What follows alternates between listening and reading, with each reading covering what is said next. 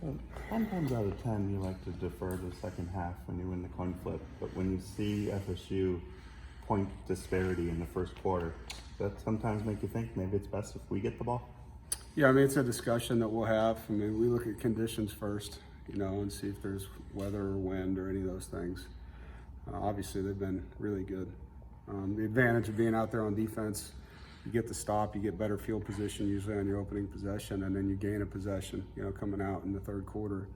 We've been really good at having a momentum play at the end of the second quarter and then having the ball back in the third. So that's the thought behind it. But obviously it's something you consider in a game like this. Which was my follow-up question. When you have a chance to maybe score before halftime and then get the kickoff, how much momentum does a team get from that back-to-back possession? I think it's huge. We call it a twofer, but you have a chance to get two scores back-to-back like that. I think it's a really big deal in a game. There's a lot of momentum going into the half when you can do that, and then if you can start fast in the third, which is something we need to do better. We broke out in a lot of games last year. I mean, we were in the halftime 3-point lead, 7-point lead, and then you look up and you're up by 14, and so those kind of things can help. How much extra incentive do you feel there is to have Bailey take extra snaps behind center Saturday? No, we'll just have to see how much he's out there to answer that question.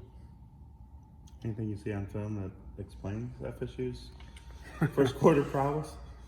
We've talked about it, and I couldn't really give you. They're still playing good football. They're just not executing as well, and the defenses are probably not used to the speed that they play at, and so it's kind of like playing Georgia Tech when Paul Johnson was there. It was similar. You'd see a lot of people catching up as the game went on, but the first quarter they have great skill. They really do, and so you've got to be ready for their speed. Was there one or two things that you tried to get off of the West Virginia road trip to correct this week that you wanted to really see? Yeah. Well, I didn't think we had great sideline energy. You go from having 115 teammates to 70, whatever we bring, and 72 this week. Obviously, the crowd's against you, and that's the same on every road trip.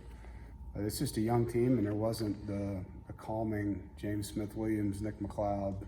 So I had to learn from that. I think we got to educate our guys better about the road, and it was a great experience in a bad way for our guys. They learned a lot from that trip. So not that I'm glad we lost that game, I'm not, but I'm glad we had the opportunity to go on the road before we start conference play and play in a place like that.